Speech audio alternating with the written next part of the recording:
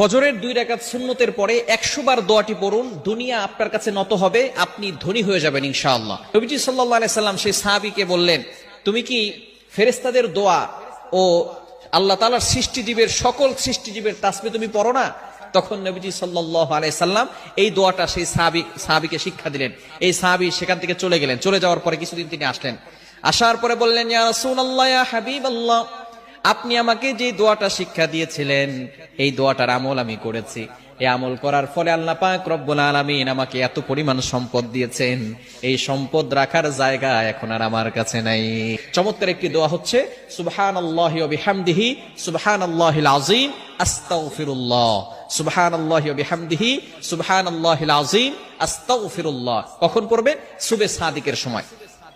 এই সময়টা হচ্ছে 2 রাকাত নামাজ, অর্থাৎ ফজরের 4 রাকাত নামাজ, 2 রাকাত সুন্নত, 2 রাকাত ফরজ। 2 রাকাত সুন্নতের